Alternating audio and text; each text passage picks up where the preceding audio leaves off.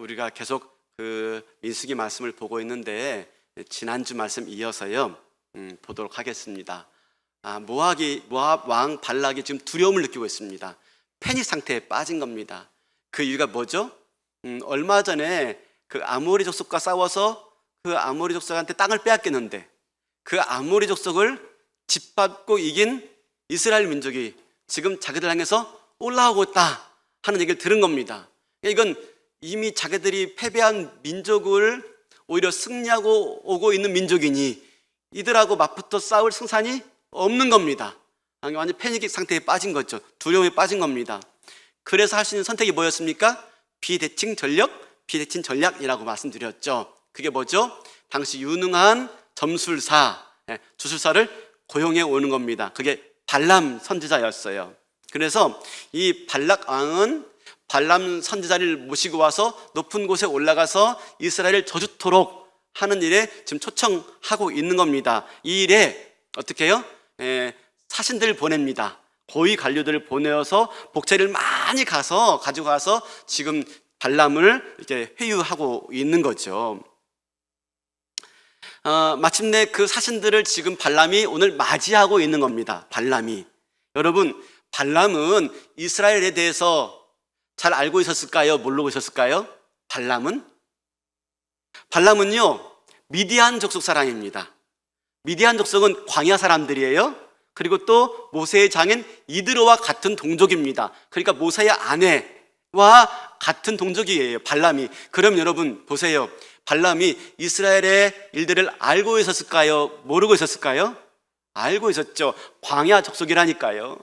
그 광야 족속인데 40년 동안 이스라엘 백성들이 광야를 헤맨 얘기들 모를까요? 알죠. 그리고 또 이스라엘이 어떻게 출애굽했으며 하나님이 그들에게 어떻게 기적 같은 은혜를 내리시고 그들을 구원하셨는지 이미 잘 알고 있습니다.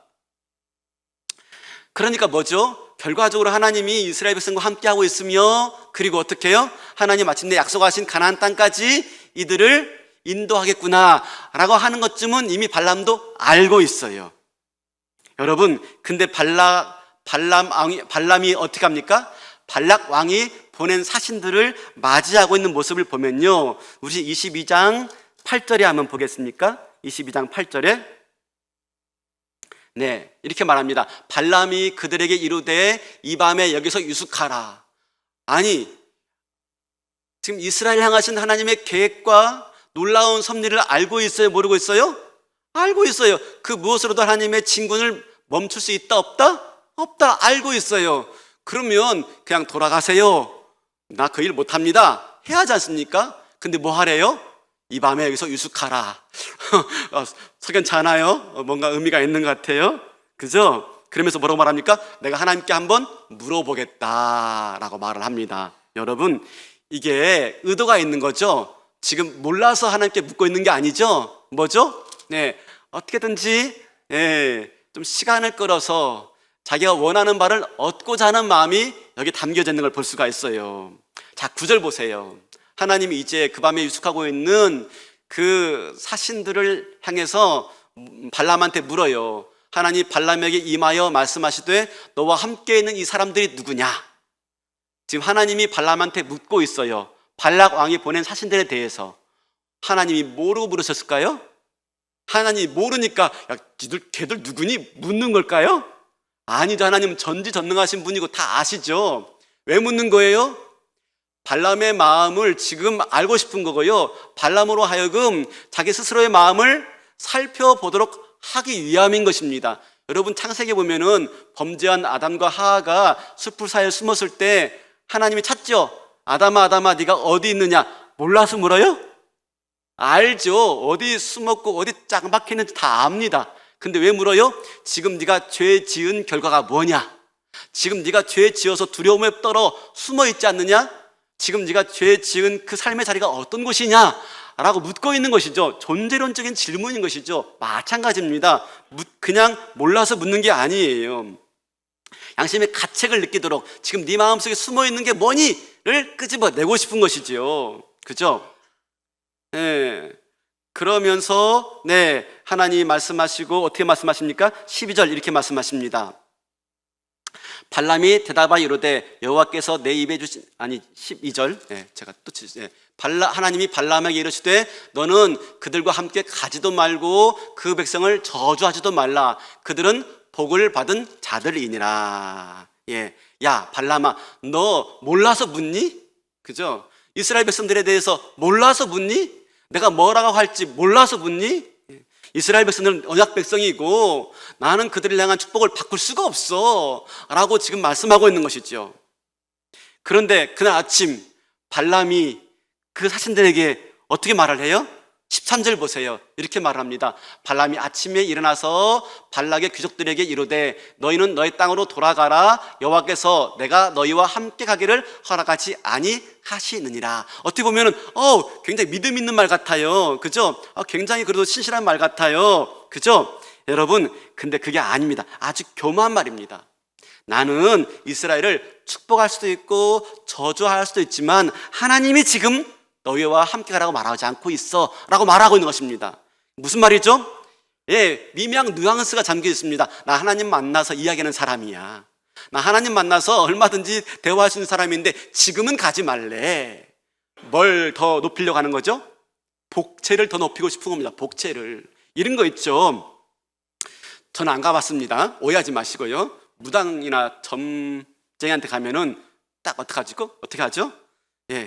에이, 이거 신령님 노하시겠네. 그죠? 정성이 이래가 쓰겠어? 그죠? 정성껏 해봐, 정성껏. 뭐 하란 말이죠? 복채를 좀 더 내란 얘기죠. 가보셨군요. 그죠?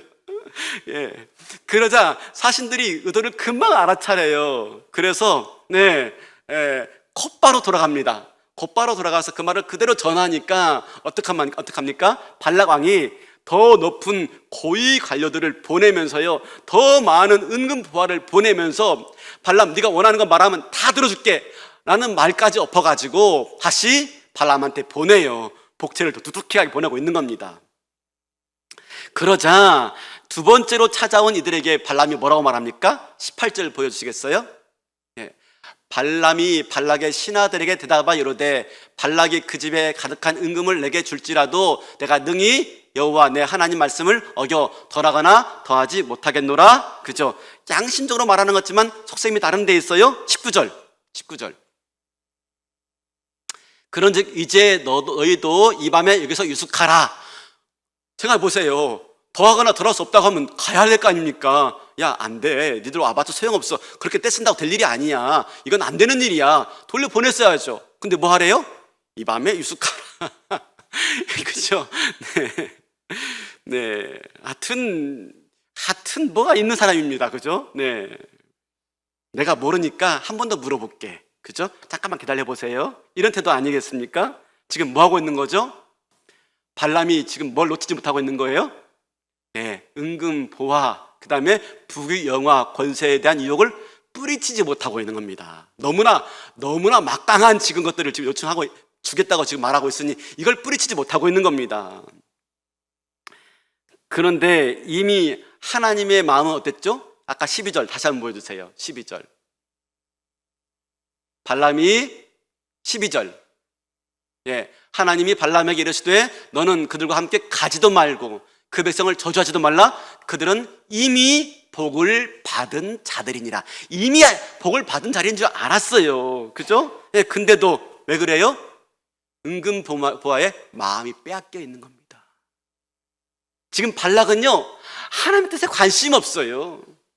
하나님의 생각에 관심 없어요. 오로지 은근 보아에 지금 마음이 빼앗겨 있다니까요.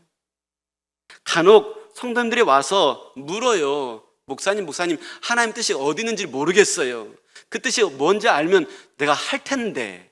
그죠? 근데 저보고 지금 뭐라고 말씀하시는지 잘 모르겠어요. 내가 냉면집을 차려야 될지, 국수집을 차려야 될지 잘 모르겠어요. 물론 이건 좀 웃자고 하는 얘기입니다. 여러분, 진짜 모르는 것일까요? 우리가 하나님 뜻 몰라요?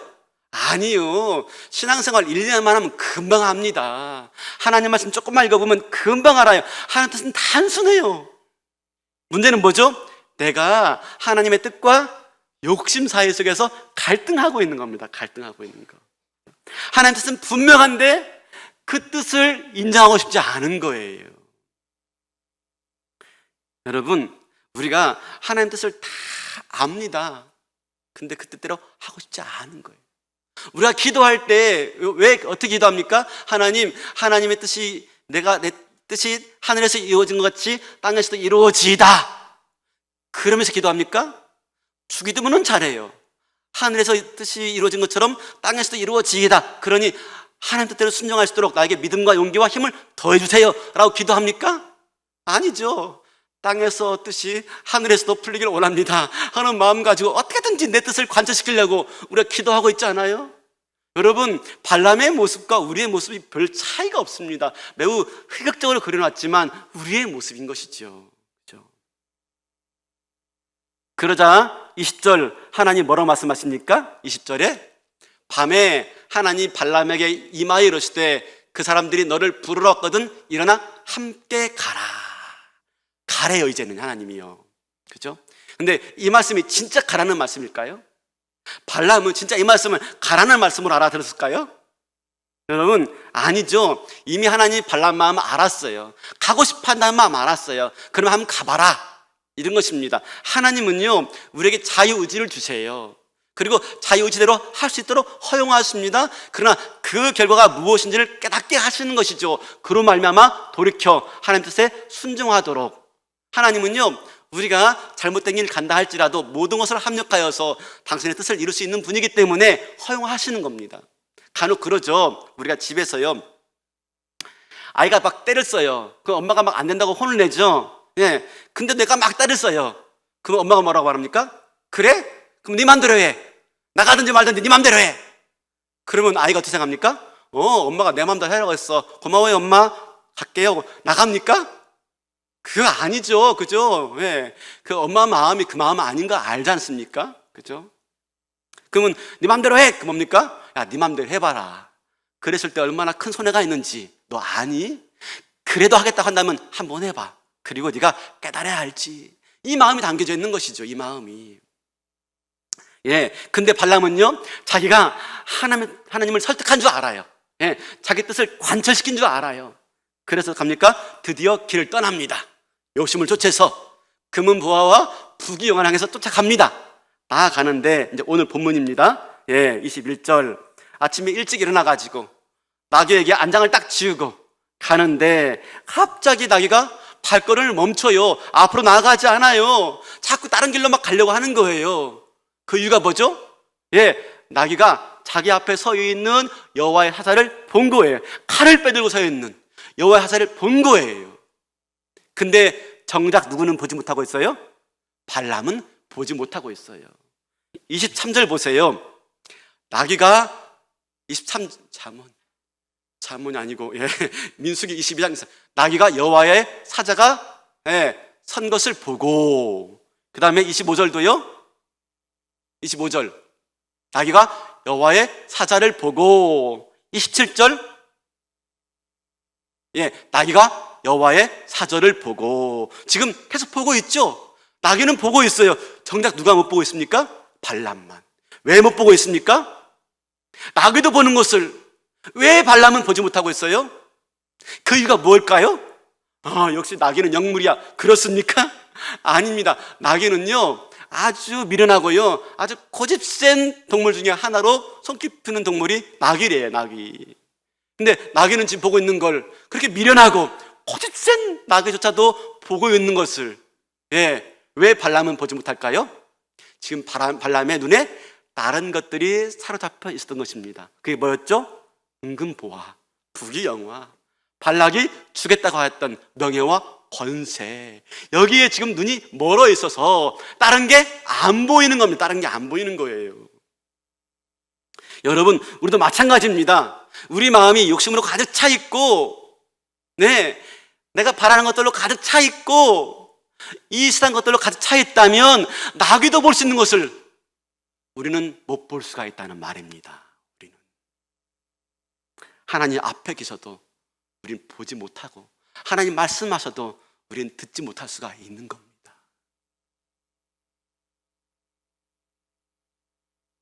우리 어떻습니까? 하나님이 사인을 주시는데 우리 어떻게 하고 있습니까? 그걸 알아차리고 아이쿠 내가 잘못했구나, 내가 큰일 날 뻔했네 라고 쉽게 돌이키는 사람입니까? 아니면 미련하고 고집스럽게 마귀처럼, 발람처럼 그런 자입니까? 제가 예전에 한번 말씀드린 것 같은데, 제가 군목으로 광주 통합병원에 근무할 때였어요. 그때 이제 마침 비엔날레, 광주 비엔날레가 그 광주에 있으니까 서울에 사는 처형댁이 목사님 부부인데요. 야, 광주에 비엔날레 하는데 너도 있으니까 한번 좀 보러 갈까? 하고 우리 와이프한테 연락해서 온 겁니다. 근데 이제 그 얘기를 토요일 날 들은 거예요, 토요일 날. 아, 언니가 온다는 거예요. 손님이 오면 좀 잘 마중 나가고 잘 영접하려면 좀 돈 좀 있어야 할 거 아닙니까? 밥이랑 같이 사 먹으려면 말입니다. 근데 그날따라 가져온 돈이 하나도 없는 거예요. 은행에 있지 하나도 없는 거예요. 찾아와야 되는데 그만 못 찾아오고 말았어요. 뭐 이런 일들로. 그리고 어떡하지 생각하고 있는데 주일날 예배 마치고요, 들어오는데 저녁예배 마치고 오는 길이었어요. 근데 마침 저녁예배 때 헌금이 들어왔네요. 헌금이. 그런데 저녁예배 때 헌금이 들어왔는데 이 헌금을 관리하는 회계지사님이 안 오셨어요, 예배에. 누가 갖고 가야 됩니까? 제가 가지고 왔죠. 잘 보관하고 있다가 주일날 드려야지 갖고 왔는데, 당장 내일 손님 맞아야 되는데 돈이 없으니까 어떻게 해요? 그럼 안 돼요. 안 되는 줄 알면서 왜 그랬을까? 그냥 그래 잠깐 빌려 쓰고 나중에 찾아가 넣어주지 뭐, 그럼 되지 뭐 문제 있어? 하고 나름대로 이렇게 변명하고요, 그 돈을 뺐어요. 빼가지고 월요일 아침에 이제 오시니까 월요일 아침에 뭘 좀 간식을 준비하잖아요, 간식을. 그래서 아내가 그 돈 가지고 일부를 가지고 아파트 상가에 갔어요. 가게에 가서 간식을 사 나오는 겁니다. 근데 그날따라 바람이 좀 많이 불었어요. 바람 많이 불었는데 와이프가 간식을 사가지고 딱 나오기 직전에 문 앞에서요, 이 가게 앞에 있는 철문이요 딱 넘어진 거예요. 여러분, 철문이 굉장히 세게 붙어 있습니다. 굉장히 단단히 고정되어 있습니다. 그거 웬만큼 떨어질 수 없어요. 근데 이게 빵 떨어진 거예요. 와이프가 조금만 더 일찍 나왔으면 큰 상해를 입을 뻔했습니다. 머리에 큰 상해를 입을 뻔했습니다. 놀랬죠. 놀래가 와가지고 말하는 거, 여보 뭐 큰일 날 뻔했어. 그랬어? 어떻게 그런 일이 있을까?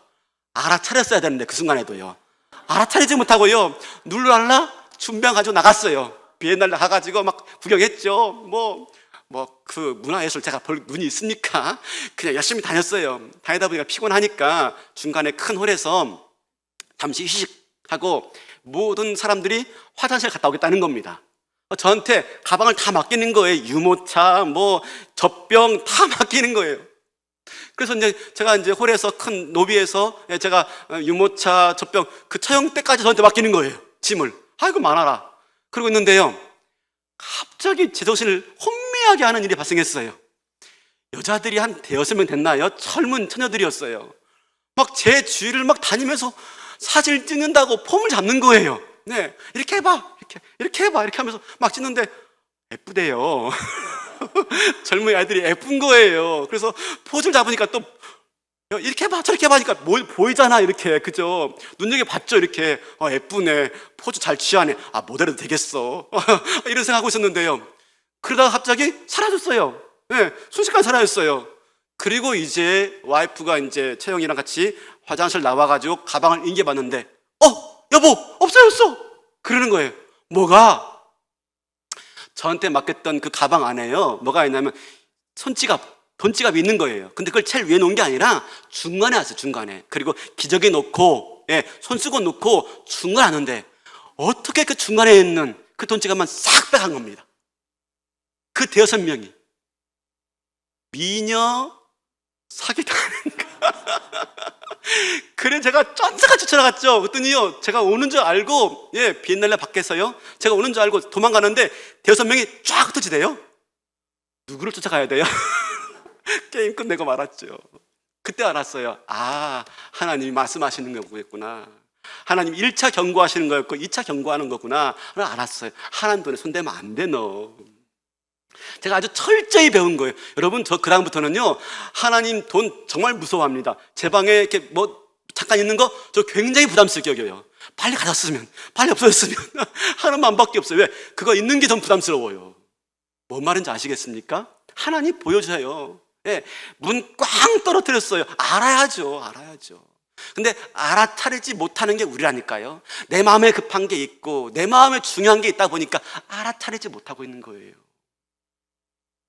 지금 발람이 그러고 있는 겁니다. 지금 발람이. 이 나귀가 앞으로 안 나가니까 어떡합니까? 나귀를 향해서 채찍질을 합니다. 무려 3번씩이나. 그죠? 지금 나귀는요, 칼을 빼들고 죽이려고 하고 있는 그 여호와의 사자를 보고 자기 주인 살리겠다고 안 나가고 있는데 정작 발람은요, 자기 나귀를 때리고 있는 거예요. 뭐죠? 하나님의 뜻과 하나님의 계획은 온당한 데 없고 자기의 욕심만 남아있는 겁니다. 그러니까 욕심의 노예가 되어서 하나님 말씀하시는데 하나님 서 있는데 보지 못하고 있는 거예요. 여러분, 우리가 은과 금에 눈이 멀면 우리가 이럴 수가 있어요. 1초 후에 일어날 일도 모르고요, 죽음을 향해서 나아가는 불나방과 같은 존재가 바로 우리라니까요. 마침내 나귀가 입을 열어요. 28절에 나귀가 입을 열어요. 28절 보면 이렇게 말하죠. 28절, 네, 여호와께서 나귀 입을 여시니 발람에게 이르시되 내가 당신에게 무엇을 하였기에 나를 이같이 3번이나 때리냐. 여러분, 디즈니 만화 영화 보면 동물들이 막 말하죠. 사람 말하죠. 네, 월트 디즈니가요, 오늘 본문에 나귀가 말을 하는 장면을 보고 디즈니 만화 영화를 만들었다는 이야기가 있어요. 믿거나 말거나. 아니 근데 신비성이 있어요. 네, 신비성이 있어요. 발람이 말하죠. 어떻게 말합니까? 잘 보세요. 29절 이렇게 말합니다. 29절, 발람이 나귀에게 말하되, 잘 보셔야 돼요. 내가 나를 거역하였기 때문이니 내 손에 칼이 있었더라면 너를 죽였으리라. 뭐라고 말합니까? 야, 네가 나를 거역하였으니, 내 말을 거역하였으니 내 손에 칼이 있었더라면 너 죽었어. 그 말하고 있는 거예요. 근데 여러분 잘 보세요. 마침내 하나님이 발람의 눈을 떠서 여호와의 사자를 보게 합니다. 31절 보세요. 31절.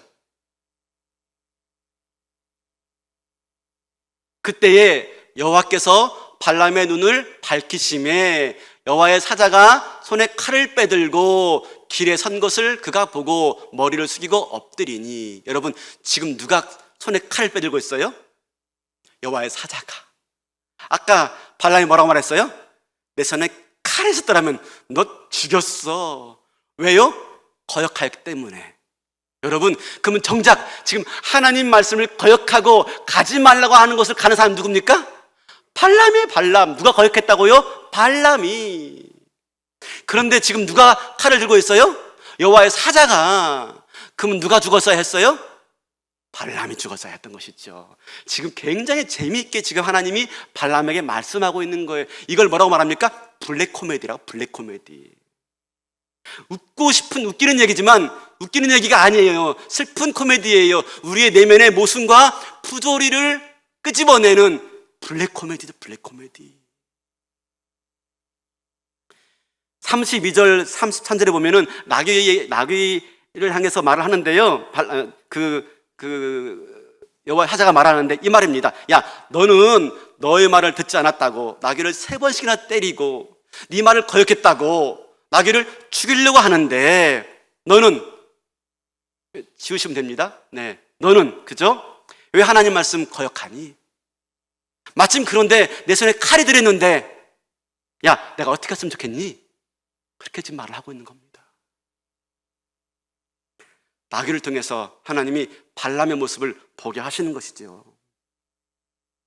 여러분, 적어도 나귀는요, 자기 눈앞에 있는 여호와의 사자를 볼 수 있는 눈이 있었어요.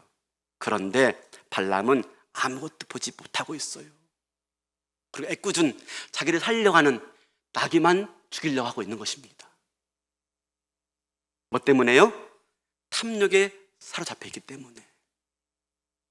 사람이 자기 욕망에 붙들려 있고 사람이 자기 중심적인 사랑에 빠지면 사람은요, 짐승만도 못한 사람이 되는 겁니다. 짐승만도 못한 사람. 그죠? 나귀만도 못한 게 바로 발람이에요. 발람. 여기서 에이, 짐승 못한 사람, 이런 말이 나온 거예요. 믿거나 말거나. 그죠? 여러분, 그죠? 지금 멸망이 코앞에 있는데도요, 보지 못하고 있어요. 이게 바로 우리 이야기라니까요. 블랙 코미디, 우리 이야기. 이 시간 나를 한번 정직하게 되돌아볼 수 있기를 바라겠습니다. 내 마음에 가득 찬 게 뭐예요, 지금? 나를 지금 이끌어가고 있는 게 뭐예요? 나는 지금 어디에 이끌리고 있어요? 나는? 그죠? 발람에게는요, 부귀영화, 은금이, 탐욕이 있었고요. 그게 우상이었어, 우상. 그것에 마음 뺐기 때문에 여호와 하사를 보지 못하고 있는 겁니다. 여러분, 우상, 탐욕, 거대한 게 아니에요. 배부른 돼지가 더 먹으려고 하는 게 탐욕이 아니고요. 뭐 이상한 거에 절하는 게 다 우상 숭배가 아니에요. 여러분, 우상 숭배는 뭔지 아십니까? 어떤 것 때문에 내가 지나치게 슬퍼해요. 어떤 것 때문에 내가 지나치게 우울해해요. 어떤 것이 없다고 내가 지나치게 절망해요. 내가 어떤 것 때문에 내가 지나치게 분노해요. 그게 바로 우리에게 우상이에요, 우상.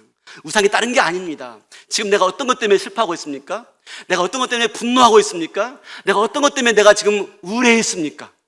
그게 여러분, 지나치게 나를 우울하게 만든다면 그게 바로 우상이에요, 우상. 지난주 수요일 날 임직식이 있었죠. 우리 교회에 행사가 있었어요. 근데 중간에 다 말미에 축사 시간이 있는데 안 오신 분들은 모르실 거예요. 그 순간 그 전율을 모르실 거예요. 유튜브 방송 안 해가지고 모르실 거예요. 저는 정말 소름 돋는 줄 알았어요. 축사하는데요, 대산제일교회 이 근처에 있는 은퇴하신 원로 목사님 이순상 목사님께서요, 축하의 말씀을 전해주시는 건데요, 저는 그 축하의 말씀을 들으면서 막 소름 돋는 것 같았어요. 임직식 앞두고 우리가 특별 새벽 기도를 했습니다. 그죠? 근데요, 이 목사님이 특별 새벽 기도 6째 날까지 다 들으신 거예요. 다 들으신 거예요, 이분이. 본교회 가시고 특세 하시는 본교회 새벽 기도 있는데요, 우리 특세를 참석하신 거예요, 영상으로. 그뿐 아니에요. 지난주에 설교까지 다 들으신 거예요. 지난주에 제가 한 설교까지 말입니다. 그러면서 그 말씀을 인용하시면서 축하의 말씀을 하시는 거였어요. 저는 그 순간 야, 참 대단하다라고 느꼈습니다. 대단하다. 우리 교회 임직식에 대한 목사님의 애정이 남다르구나 하는 거였어요. 그죠? 그러면서 드는 생각은 야, 역시 목회 고수다 하는 거였어요. 물론 은퇴했기 때문에 시간 좀 많겠지만 남의 교회에 들어와가지고 인터넷으로 생중계 들으시고 말씀 듣는 거 쉽겠습니까? 쉽지 않죠. 근데 그냥 단순하게 한마디 축하하는 게 아니라 뭔가 담아서 축하 인사하고 싶어가지고요, 일주일 전부터 준비하신 거예요. 대단하지 않으세요? 제가 이 순간 하나 깨달은 게 있었어요. 뭐냐면, 아, 그렇구나. 축하는 단순하게 말 한마디로 끝나는 게 아니구나. 축하와 진정한 애정은 그에게 내가 너한테 얼마나 관심 있는 줄 알아? 라고 하는 걸 보여주는 게 진정 축하이고 애정이구나. 그죠? 사랑한다고 말하는 게 사랑이 아니에요. 우리 여자분들이 그러죠. 우리 와이프도 그래요. 사랑한다고 100마디 해보세요. 안 믿습니다. 뭐죠? 나한테 얼마나 관심 있는지 그걸 보고 있는 거죠, 그걸. 여러분, 사랑은요, 나한테 얼마나 관심이 있고 얼마나 애정이 있는지를 보고 그걸 받아들이는 것이죠. 그런 면에서 남다른 애정을 느꼈어요. 그런데요, 저는 그 정도로만 생각했어요. 그 정도로만 해도요, 예, 소름 돋는 순간이었지요. 근데 제가 이 말씀을 준비하면서 새롭게 깨달은 사실이 하나가 더 있었습니다. 뭐냐면, 이순상 목사님께서 지난 주일 제가 한 설교를 언급하신 것은요, 사실은 아, 대단하다라고 끝낼 일이 아니었어요. 뭐냐면 하나님께서요, 이순상 목사님의 그 수요일날 축사의 말을 통해서 다시 한번 또 한 번 저에게 들려주시는 메시지였어요. 토요일날, 그러니까 토요일날 특세 마지막 특송 시간에 들려줬던 그 음성을요, 다시 한번 임직식 날 수요일날 다시 한번 그 목사님의 입을 통해서 저에게 또 한 번 들려주시는 거였어요. 야, 이거 네 목회 아니라고 그랬잖아. 아, 이거 내 목회라고 그랬잖아. 근데 왜 너 지치고 또 힘들어하니? 그렇죠?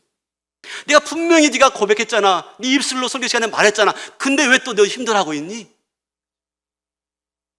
그냥 너 내 손과 발이 되겠다고 하지 않았니? 그렇다면 지금 네가 할 수 있는 것에 집중해. 안 되는 것에 안타까워하지 말고, 새로운 거 뭐 하려고 하지 말고 네가 하고 있던 것 그냥 집중해. 여러분, 우상이 뭡니까? 안 되는 거에 대해서 안타까워하고, 그것 때문에 힘들어하고, 마음 졸이고, 안 되니까 우울해하고. 여러분, 그게 어느덧 우상이 되어 있는 거예요, 그것이. 여러분, 무엇 때문에 분노하고 있습니까? 분노하는 이유가 뭐예요? 그죠?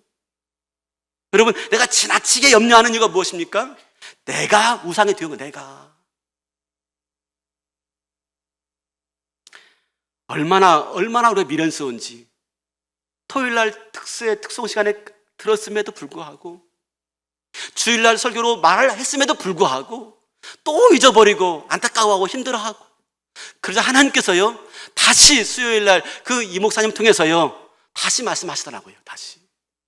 제가 그래서 말씀 준비하면서 금요일날 얼마나 크게 깨달았는지 몰라요. 얼마나 제가 가슴에 깊이 눈물이 났는지 몰라요. 하나님, 제가 이렇게 미련하고 제가 이렇게 고집스러우니까 그렇게 또 깨닫게 해주셨는데 제가 또 몰랐군요.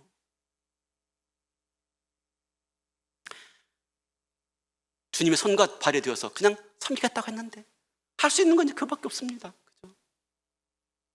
그리고 뭡니까? 최선을 다해서 내가 할 수 있는 일 최선을 다해 감당하고, 안 되는 건요 기도하는 거죠. 맡기는 거죠. 그죠? 하나님 알아서 하세요. 이 교회 내 교회 아닌데요, 하나님의 교회인데요. 죽게 됐든 밥이 되든 하나님께 기도하고 아뢰고 맡기고, 하나님께 이르고, 그죠? 하나님께 푸념하고 투정 부리고, 그러면 되는 거 아니겠습니까? 여러분, 내가 지금 어떤 거에 집착하고 있어요?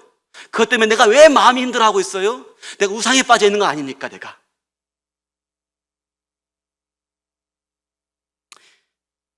이번 주 말고 지난주인가요? 제가 확실히 모르겠는데 이동원 목사님 아드님이 초청했어요. 복음주의 사인방이라고 하죠. 예, 그 하용조, 옥한음, 그다음에 홍정길, 이동원 목사님, 지구촌교회 은퇴하신 이동원 목사님의 아들, 둘째 아들이 미국에서 대장암으로 하나님 부르심 받았어요. 나이가 42인가요? 젊었어요.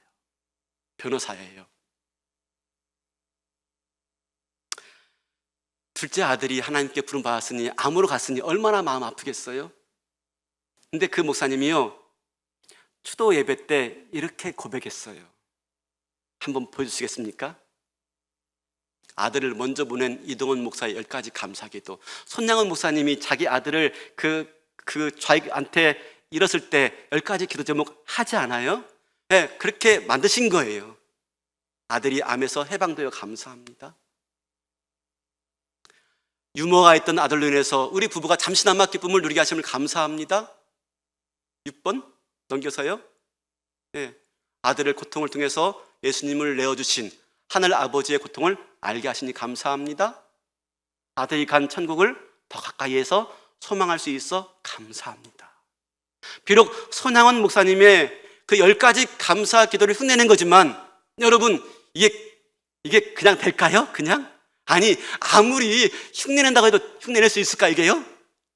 지금 내 아들이 죽었는데요, 성도님들에게 잘 보여야지 하는 마음 가지고 잘 보이려고 이렇게 할 수 있을까요? 아들이 죽었는데요, 아들이. 적어도 뭐죠? 제가 여기서 깨달은 건 뭐냐면, 적어도 이동원 목사님에게 있어서 아들은 우상이 아니었다. 우상이 아니었죠. 아들이 전부였어 봐요. 아들이 모든 거였어 봐요. 여러분, 그렇게 말할 수 있을까요? 흉내낼 수 있을까요? 저는 못할 것 같아요. 카피할 수 있을까요? 저는 못할 것 같아요. 뭐죠? 적어도 이동원 목사님에게 있어서 아들은 우상이 아니었던 거예요. 우상이. 여러분, 내가 지금 과도하게 슬퍼하고 있는 것, 내가 그 슬픔에서 헤어나오지 못하고 있는 것, 내가 과도하게 분노하고 있는 것, 내가 그 분노에서 내가 헤어나지 못하고 있다는 것, 뭐죠? 우상에 빠졌다는 증거예요. 하나님은요 그런 우리에게 어떻게 하십니까? 마침내 나귀의 입을 여십니다. 나귀의 입을요. 그리고 말하게 하시고 깨닫게 하십니다. 하나님은요 지금도 저와 여러분에게 이 모양 저 모양 수없이 말씀했어요. 수없이. 문제는 내가 듣지 못하고 보지 못해서, 뭐 때문에? 우상에 빠져가지고 과도하게 집착한 것 때문에. 근데 하나님은요, 그런 우리를 포기하지 않으세요. 마침내 나귀의 입을 열어서 발람으로 하여금 저주하지 못하게 하시고 이스라엘 축복하게 만드십니다. 우리를 사랑하시기 때문에 마침내 나귀의 입을 여세요. 나귀의 입을. 여러분, 우리가 살아가면서 뜻하지 않게 이런저런 장애물들 만나고 있습니까? 난관을 만나고 있습니까? 여러분, 그 속에 담겨져 있는 하나님 기쁘신 뜻을 볼 수 있어야 됩니다. 잠언 22장 3절 보여주세요. 슬기로운 자는 재앙을 보면 숨어 피하여도 어리석은 자는 다가다가 해를 받느니라. 어리석은 자, 탐욕의 눈이 먼 자, 그렇죠? 짐승만도 못한 삶을 살 수가 있습니다. 마침내 죽을 수밖에 없습니다. 그런데 하나님은 나귀로 하여금 보게 하시고 발람의 발걸음을 멈추게 하십니다. 이게 은혜입니다. 왜요? 안 그랬으면 더 큰일 당했을 것입니다. 사랑하는 성도 여러분, 내 뜻대로 안 된다고 원망하거나 실망하거나 분통나는 경우 있지 않습니까? 근데 여러분, 오히려 내 뜻대로 안 된 것이 오히려 더 잘 된 일이라는 걸 생각해 볼 수 있지 않겠습니까? 내 뜻대로 됐으면요, 나는 여호와의 사자의 칼에서 벗어나지 못했을 수도 있었을 것입니다. 오늘 또 이런 말씀을 통해서요, 우리 앞에 어떤 어려운 일이 생기고 예상하지 못한 일이 발생해서 낭망스럽다 할지라도요, 그것 때문에 싸우지 마세요. 여러분, 그것 때문에 내 감정 낭비하지 마세요. 맞이하지 마세요. 분노하거나 실망하거나 안타까워하지 마세요. 오히려 그것 때문에요, 감정 낭비하지 마시고요, 그냥 주님 찾으세요. 주님, 그렇죠? 주님 앞에 나아가시고 기도하시고 읽으시고요, 투정 부르시고요, 그렇죠? 그때 하나님께서 발람의 눈을 여셔서 보게 하시고 마침내 그로 하여금 이스라엘 저주하는 일에 쓰임받지 않고 축복하는 일에 쓰임받는 그런 은혜를 베풀어 주었습니다. 사랑하는 성도 여러분, 어떤 사람이 참된 선지자예요? 어떤 사람이? 하나님의 영광을 보고 신비한 영적 체험을 하고 신령한 은혜를 가지고, 여러분, 그게 진정한 선지자가 아닙니다. 참된 선지자가 아니에요. 진정한 그리스도인 누구예요? 하나님의 뜻과 자기의 욕심 사이 속에서 하나님의 뜻을 발견하고 과감하게 자기 욕심을 내려놓고 돌이키는 것, 하나님 뜻에 순종하는 자, 그게 참된 신자이고 그게 진정한 선지자인 것입니다. 오늘 또 그렇게 나에게 다가와서 말씀하시는 주의 음성 앞에서 돌이키시고 다시 한번 내 마음 내려놓으시고 주의 뜻에 순종하는 가운데 하나님이 허락하신 생명의 길, 복된 길, 믿음의 길 갈 수 있는 저와 여러분 되시기를 주님의 이름으로 축원합니다. 다 일어나시겠습니다.